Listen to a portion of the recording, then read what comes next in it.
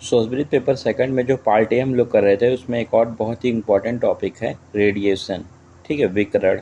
Radiation या विकिरण कुछ भी देखिए क्वेश्चन पूछता है तो या तो ये लॉन्ग क्वेश्चन आता है और या फिर 5 मार्क्स में आएगा तो पूछेगा इसके सोर्सेस क्या हैं, इसके इफेक्ट क्या है, इसके प्रिवेंशन या कंट्रोल मेथड क्या है। ठीक है, तो इम्पॉर्टेंट है बहुत ज़्यादा, इसलिए आप इसको ध्यान रखेंगे।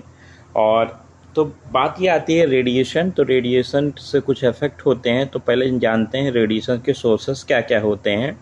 तो देखिए रेडिएशन सोर्सेस या सोर्सेस ऑफ रेडिएशन, कहाँ कहाँ से ये रेडिएशन निकल सकता है। तो ये दो प्रकार से आप पढ़ेंगे इसके सोर्सेस, एक नेचुरल सोर्सेस होता है, एक मैन मेड सोर्सेस होता है। ठीक है, और जो नेचुरल सोर्सेस होता है वो मेनली 3 टाइप से होता है, कॉस्मिक रेज, एनवायरमेंटल और इंटरनल रेडिएशन। ठीक है, तो वही करते हैं। देखिए मैंने बताया नेचुरल सोर्सेस 3 प्रकार का होता है, देखो कॉस्मिक और एनवायरमेंटल और इंटरनल रेडिएशन। और जो ये इन्वायरमेंटल होता है ये 2 टाइप से होता है, टेरेस्ट्रियल और एटमॉस्फेरिक रेडिएशन। ठीक है, और मैंने बताया कि एक मैनमेड होता है, तो मैनमेड देखिए आप एक्सरे पढ़ेंगे, उसमें रेडियो एक्टिव फॉल आउट पढ़ेंगे और मिसलेनियस पढ़ेंगे। ठीक है, तो ये 3 टाइप्स इसके पढ़ेंगे।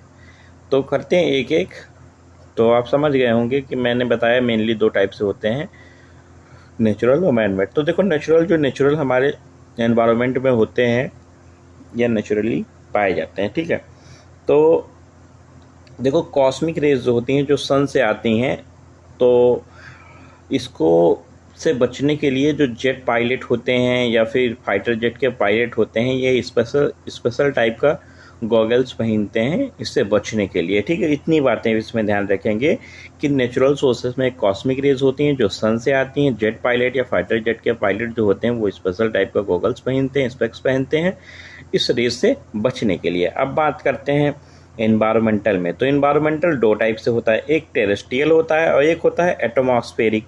ठीक है, तो देखो टेरेस्ट्रियल रेडिएशन जो होता है ये ज़मीन पे पाया जाता है, एटमॉस्फेरिक रेडिएशन जो हवा में पाया जाता है। ठीक है, तो देखिए रॉक फॉर्मेशन कंटेनिंग यूरेनियम, मतलब चट्टानें जो होती हैं चट्टानों से थोड़ा थोड़ा रेडिएशन एक्सपोजर होता रहता है। चट्टानें यूरेनियम की होती हैं, कहाँ पाई जाती हैं मैक्सिमम, तो केरला में पाई जाती है। इनसे थोड़ा थोड़ा यूरेनियम की चट्टानों से एक्सपोजर होता रहता है। ठीक है, यूरेनियम का आइसोटॉप यूज़ करते हैं ऐसा रेडियो एक्टिव सब्सटेंस। तो बस इसमें इतनी सी बातें आपको ध्यान रखनी है जितनी मैंने लिख के रखी है कि टेरेस्ट्रियल रेडिएशन मतलब चट्टानों से थोड़ा थोड़ा रेडिएशन एक्सपोजर होता रहता है।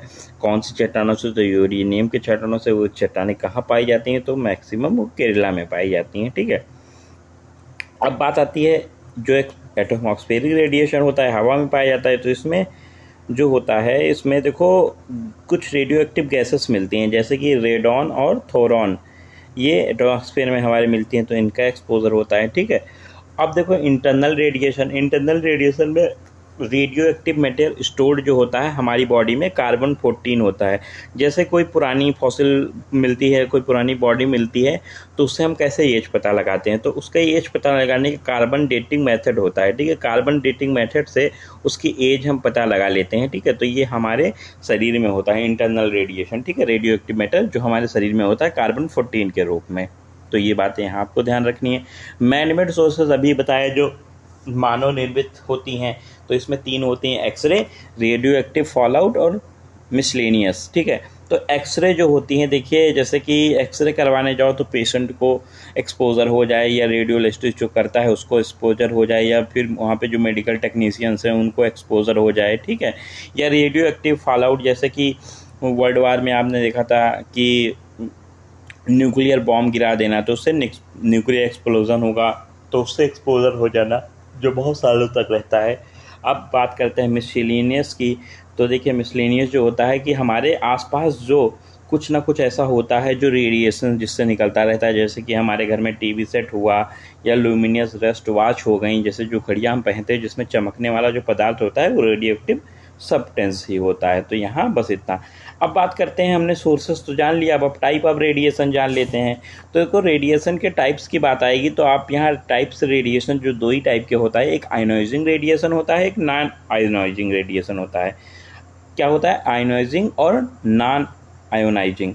अब देखो आयोनाइजिंग जो होता है वो इलेक्ट्रोमैग्नेटिक रेडिएशन होता है, और कार्पस्कुलर रेडिएशन होता है, और नॉन आयोनाइजिंग में 3 आप याद रखेंगे, अल्ट्रावायलेट रेडिएशन, इंफ्रारेड रेडिएशन और माइक्रोवेव रेडिएशन। ठीक है, और देखिए अब करते हैं आयोनाइजिंग रेडिएशन को। तो देखिए इसमें ये वाला ट्रिक आप याद कर लेंगे, IEC, IEC। ठीक है, तो देखिए आई से आपका आयोनाइजिंग रेडिएशन हो जाएगा, ई से इलेक्ट्रोमैग्नेटिक रेडिएशन हो जाएगा, सी से कॉर्पस कुलर रेडिएशन हो जाएगा। ठीक है, अब देखिए जो इलेक्ट्रोमैग्नेटिक रेडिएशंस होती हैं इसमें एक्सरे और गामा रेज होती हैं। कौन सी रेज होती हैं? एक्सरे और गामा रेज होती हैं। ठीक है, और जो कार्पस्कुलर रेडिएशन होता है इसमें alpha particle, beta particle, electrons, protons, ये सारी चीज़ें होती हैं। तो ये कैसे आपको याद रहेगा, ये आप ABC करके याद कर ले, ABC। तो AC से आपका हो जाएगा कार्पस्कुलर रेडिएशन।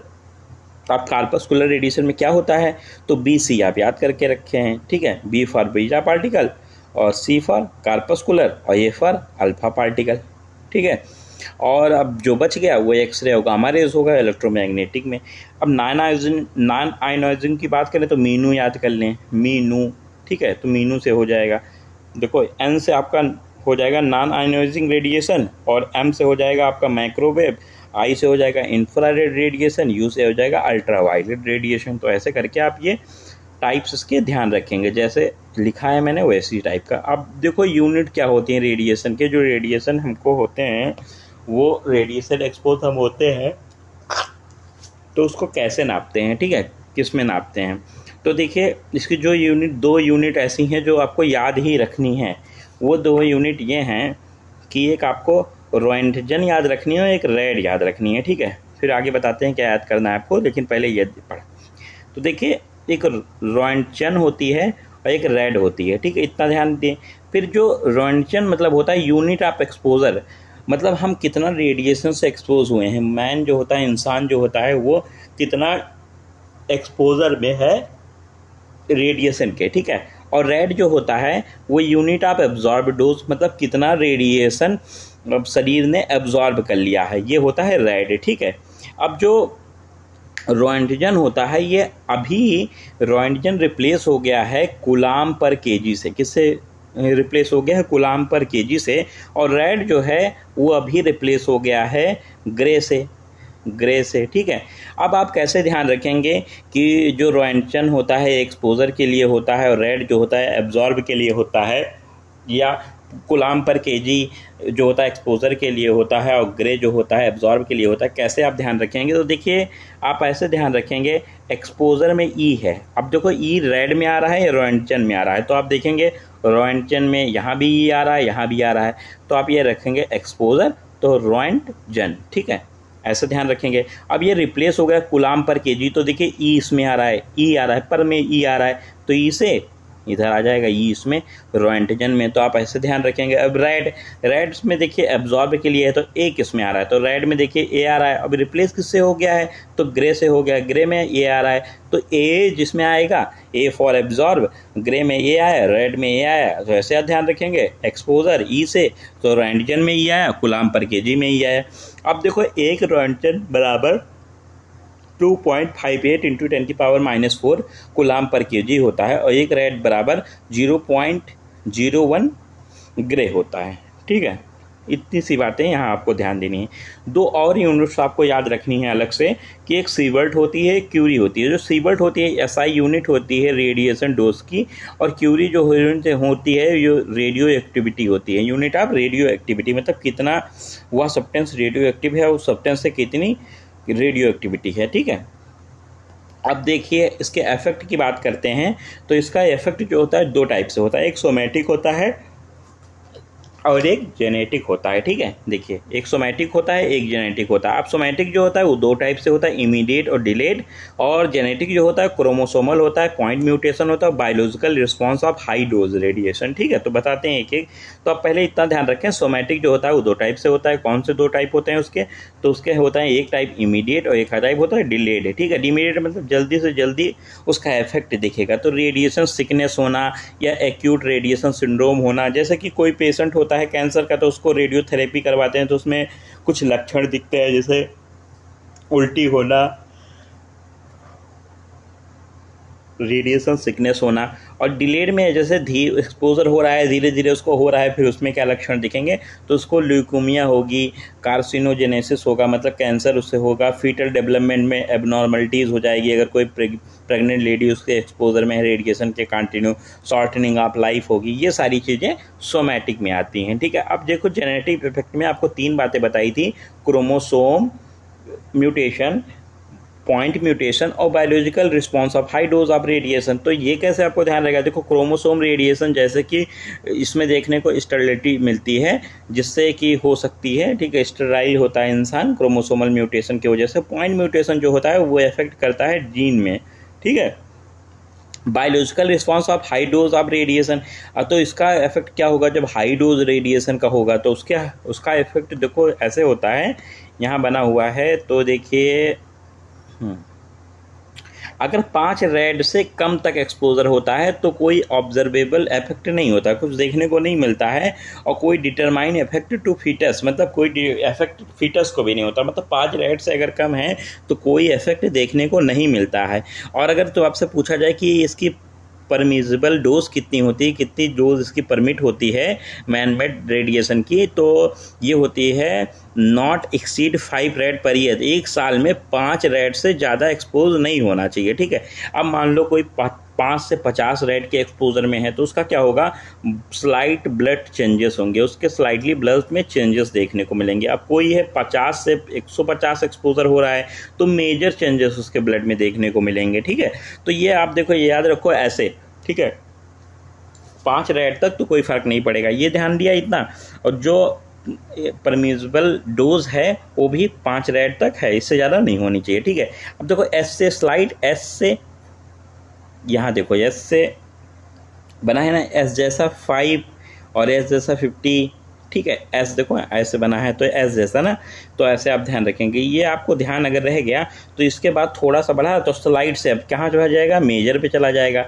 अब और 150 से 1100 रेड तक कैसे होगा, तो 1100 रेड हो गया तो यहाँ आपके 50% जो होंगे वो जो इससे एक्सपोज्ड होंगे वो डाई हो जाएंगे, मतलब उनको मृत्यु हो जाएगी। कितने दिनों में होगी, 60 दिन के अंदर ही हो जाएगी, क्योंकि उनका ब्लड फॉर्मेसिंग ऑर्गन जो होते हैं वो सब खत्म हो जाते हैं। ठीक है, ये 150 से 1100 रेड वालों के। अब मान लो 1100 से 2000 रेड के एक्सपोजर में कोई है तो इसमें तो 100% उसकी डेथ होगी। कब होगी, तो 1 से 2 वीक के अंदर हो जाएगी उसकी डेथ। ठीक है, अब मान लो 2000 रेड से भी कोई ज़्यादा एक्सपोजर में है तो उसकी डेथ तो सर्टेन ही होनी है। ठीक है, अब मान लो 5000 रेड तक कोई अगर एक्सपोजर है, 5000 से ज़्यादा, तो उसका CNS कंट्रोल ही खत्म हो जाएगा। ठीक है, उसका नर्वस सिस्टम कंट्रोल, सारी चीज़ें उसकी ख़त्म हो जाएंगी। अब इस रेडिएशन से प्रिवेंशन कैसे होगा, तो देखिए रेडिएशन से प्रिवेंशन के लिए देखो बताया गया है, जैसे कि लेड शील्ड, कोई पेशेंट है उसका एक्सरे किया जाता है तो वहाँ पे लेड शील्ड का उपयोग किया जाता है जिससे उसके बॉडी के अदर ऑर्गन्स एक्सपोज ना हो पाएँ। लेड रबर एपरेंस होते हैं पहनने के लिए, उनकी मोटाई कितनी होती है लेड अपेरेंस की, लेड रबर अपेरेंस की, तो वो होती है 0.5 mm ऑफ लेड, मतलब इनकी मोटाई होती है, ये भी आप ध्यान रखेंगे। इनका यूज़ करते हैं प्रॉपर, डॉसीमीटर का यूज़ करते हैं, डॉसीमीटर से पता चलता है वहाँ कितना एक्सपोजर है, वहाँ रेडिएशन को चेक करने के। TLD बैस का यूज़ करते हैं। ठीक है, ये सारी चीज़ें आप ये 3 नाम याद रखेंगे। अब 10 डे रूल भी ध्यान रखेंगे। 10 डे रूल जो होता है related to radiation protection in pregnancy, pregnant lady के लिए प्रोटेक्शन के लिए 10 डे रूल होता है। एक्सेप्टेबल डोज आपको रेडिएशन की पता है ड्यूरिंग प्रेगनेंसी 0.5 रेड होती है। ठीक है, अब देखो अलारा जो होती है, अलारा क्या होता है, तो अलारा से ये पता चलता है as low as reasonable achievable, मतलब ऐसा डोज जो अचीव करना है जिससे किसी प्रेग्नेंट लेडी को कोई इफेक्ट ना पड़े। ठीक है, तो अलारा का फुल फॉर्म है as low as reasonable achievable. ठीक है, तो ये आपका हो गया। ठीक है, अब इसके बाद ICRD होता है, तो देखो ICRP होता है, तो इसका ये भी होता है प्रोटेक्शन के लिए, international commission on radiological protection. IAEA होता है, इंटरनेशनल एटॉमिक एनर्जी एजेंसी, ये भी रेडिएशन प्रोटेक्शन के लिए होता है। तो ये 3 नाम ध्यान रखेंगे, अलारा, ICRP और AEA, ठीक है, फुल फॉर्म ध्यान रखेंगे। अलारा का फुल फॉर्म याद रखेंगे कि कोई प्रेग्नेंट लेडी है या कोई, मतलब मान लो कोई भी अगर करवाने गया एक्सरे तो उसका एक रीजनेबल डोज उसका कितना होगा उसके लिए अचीव किया जाए कम से कम, वही अलारा डिसाइड करता है, ठीक है। तो ये आपका रेडिएशन हो गया कंप्लीट।